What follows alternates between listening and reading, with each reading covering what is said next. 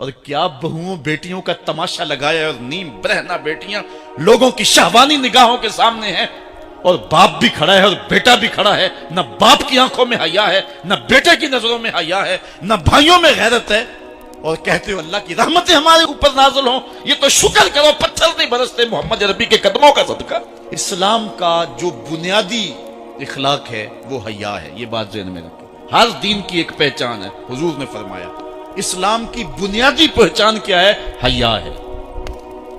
جب ہم نے اسلام کے دامن کو چھوڑ دیا ہے، یہ رسم حنا کے نام سے بدتمیزی یہ کس معاشرے سے ہم نے لی ہے؟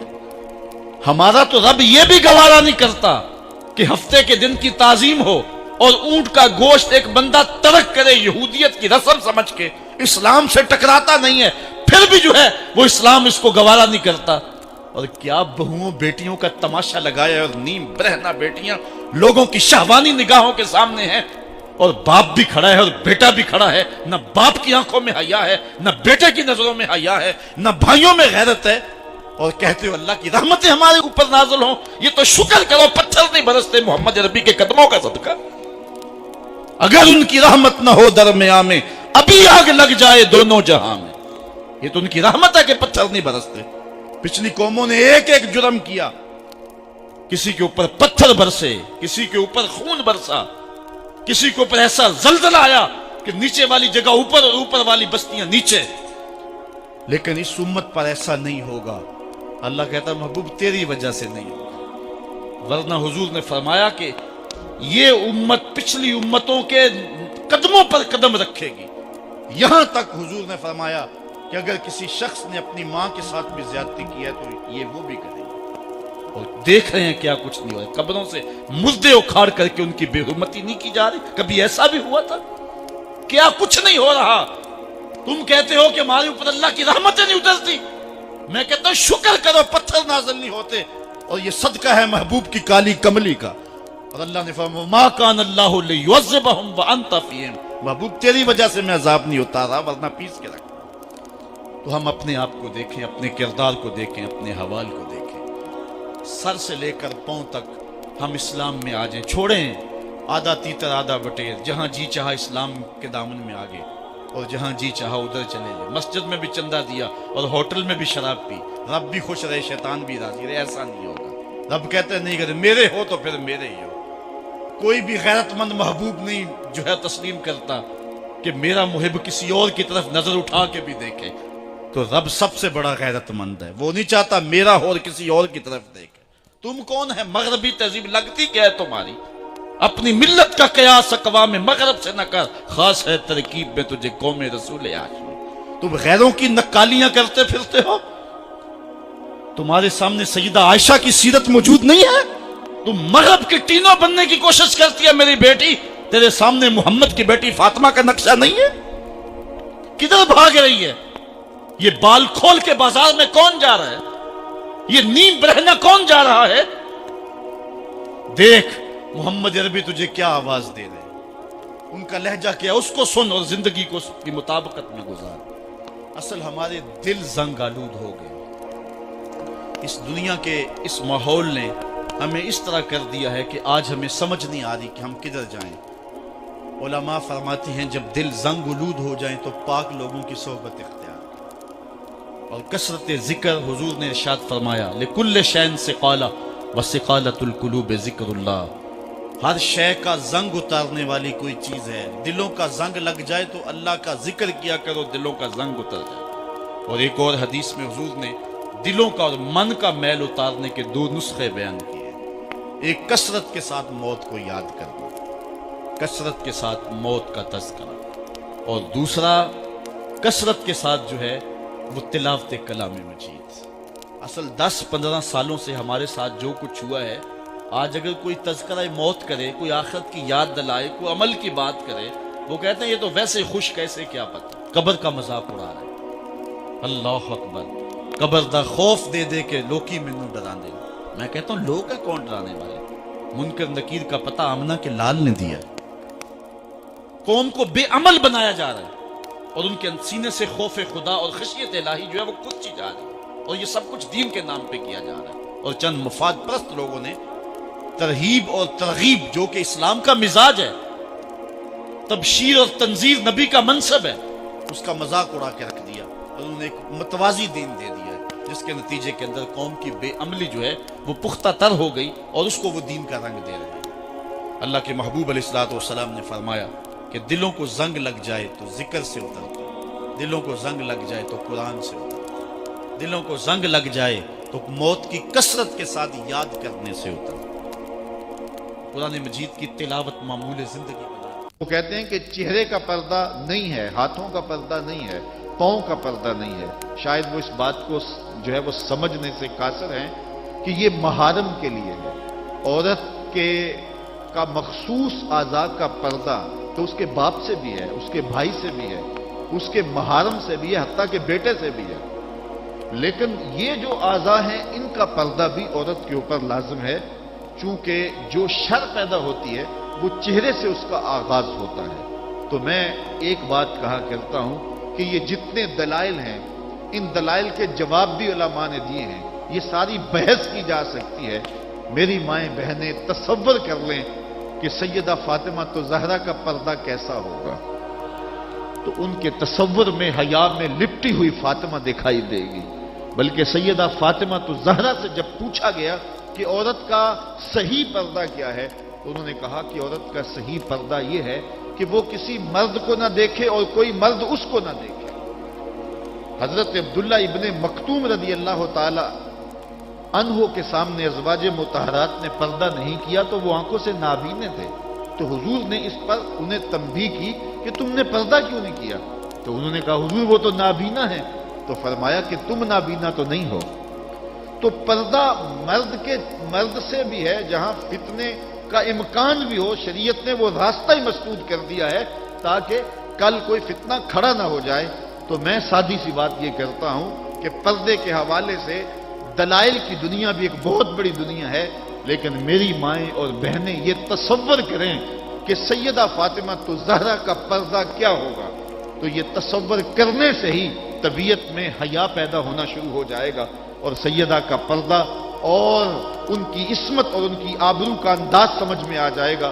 حضرت اسماء بنت امیس رضی اللہ تعالیٰ عنہ فرماتی ہیں کہ میں سیدہ فاطمہ تو زہرا کے پاس بیٹھا کرتی تھی، اور انہیں سب سے زیادہ فکر اس بات کی تھی کہ زندگی میں تو عورت اپنے پردے کی حفاظت کر لیتی ہے، لیکن مرنے کے بعد جب پٹڑے پہ چارپائی پہ اسے ڈالا جاتا ہے تو اس کا جسم جو ہے وہ جنبش کرتا ہے اور وہ مختار نہیں ہوتی ہے، تو اعضاء دکھائی بھی دیتے ہیں، اعضاء کی حیت بھی سمجھ میں آتی ہے، تو یہ بڑا مشکل لمحہ ہوگا جو مرنے کے بعد درپیش ہوتا ہے۔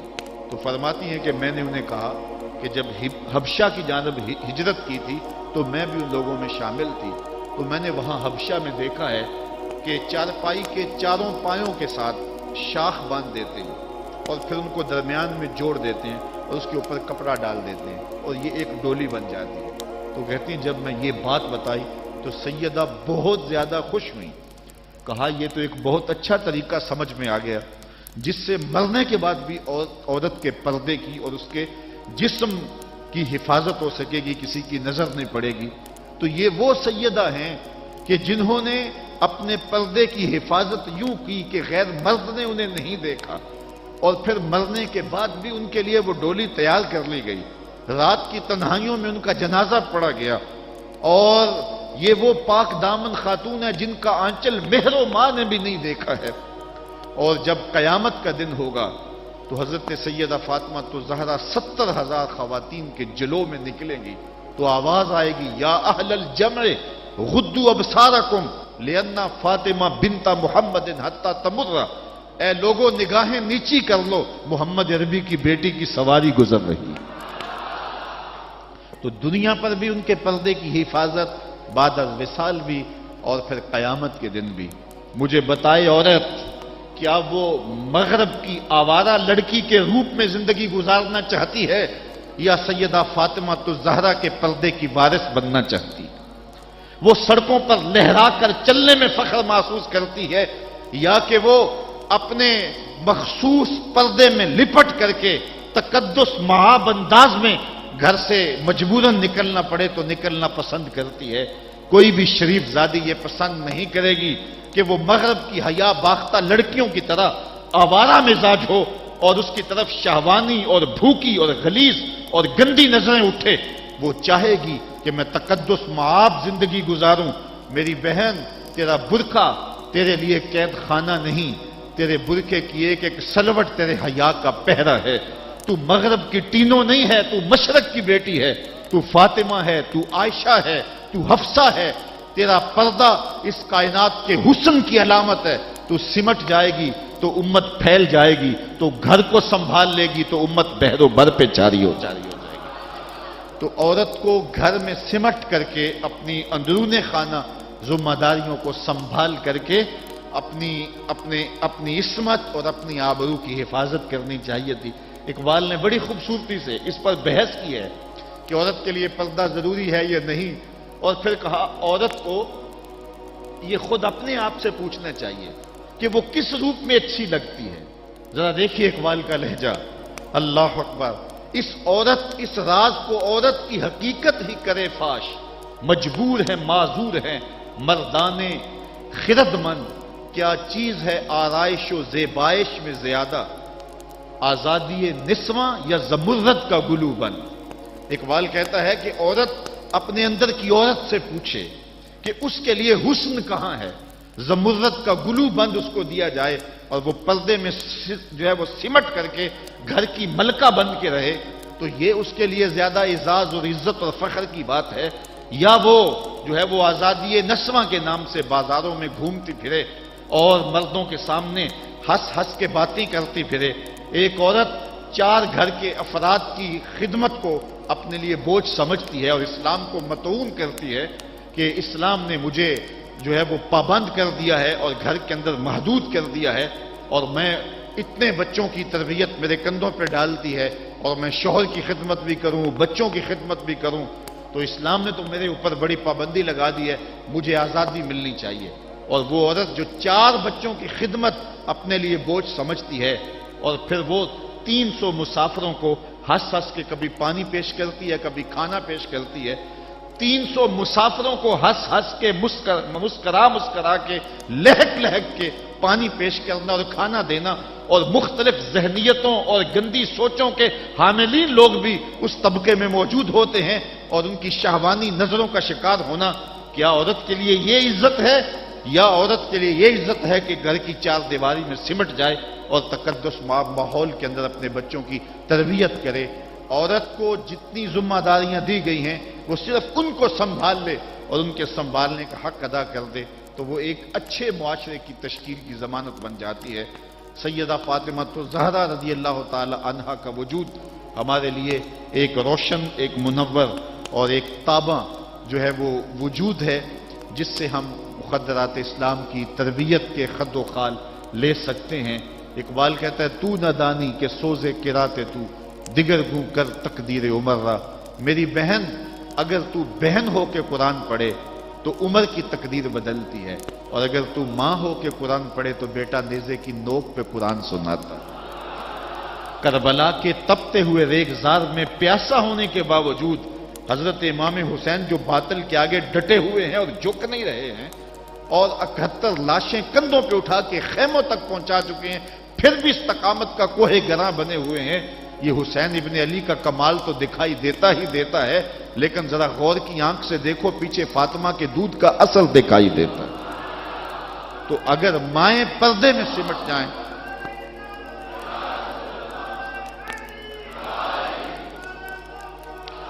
تو یہ حضرت امام حسین کی صورت کے اندر امت کو جو خوبصورت تحفہ دیا. بلکہ یہاں اقبال تو بے خود ہو گیا نا، وہ کہتے ہیں آپے سے باہر ہونے کی کیفیت، کہ عقیدت کا رنگ ایسا چڑھا کہ بس جذبات سے مغلوب ہوا. اقبال کہتا ہے کہ رشتہ آئین حق زنجیر پاس فرمانے جناب مصطفیٰ، ورنہ گردے تربتش گردید میں سجدہ برخا کے او پاشید میں.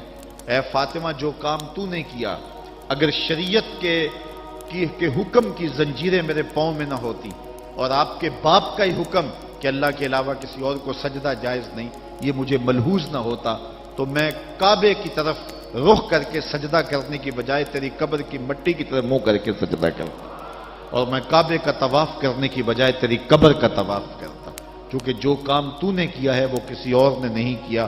نبی کے گھر کی ہے عظمت، نبی سے سنتے ہیں، علی کے گھر کی ہے عزت، علی سے سنتے ہیں، وہ جس نے معزز کیا گھرانے کو، حسین پال کے جس نے دیا زمانے کو۔ تو یہ تھا حضرت سیدہ فاطمہ تو زہرا رضی اللہ تعالی عنہا کا کردار۔ آج کی عورت سیدہ کے کردار کو اپنے لیے نمونہ حیات بنا کے اپنی زندگی کی راہیں متعین کر دے۔ اگر پندے سے درویش پذیری، ہزار امت بمیرت تو نہ میری، بطول باش و پنہا شو ازیں اثر کہ در آغوش شبیر بگیری۔ اگر فقیر کی ایک بات تو مان لے، ہزار امت مر جائے گی۔ اقبال کہتا ہے امت مسلمہ تجھے زوال نہیں آ سکتا، اور وہ کیا ہے؟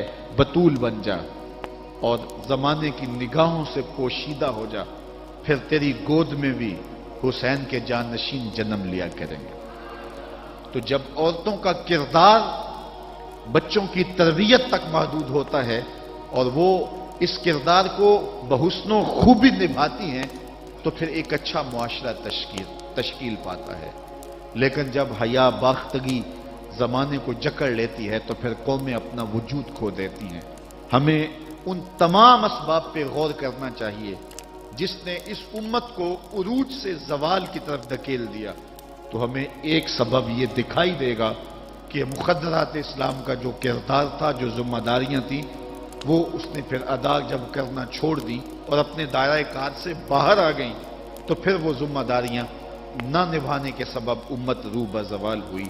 گھروں میں بیٹھ کر کے ماؤں نے تربیت کی تھی۔ ہم نے دور اسلام کے اندر بڑے بڑے مشکل حالات دیکھے ہیں۔ مشکل حالات میں جب اسلام پہ سخت سے سخت وقت آئے، لیکن جب درگاہیں بند ہوں گی، جب خانقاہیں بند ہو گئیں، جب مدارس دینیاں بند ہو گئے، جب اذانوں پہ پابندی لگ گئی، جب بہت کچھ ہوا تھا، لیکن ماں کی گود کی درسگاہ تو کبھی بند نہیں نہ ہوتی ہے۔ تو ماؤں نے اس وقت دین کو زندہ رکھا۔ آج بھی ہمیں اسی طبقہ نساء سے امید ہے کہ یہ دوبارہ امت کی نہضت کے لیے جو ہے وہ ایک با ہمت کردار ادا کریں گی۔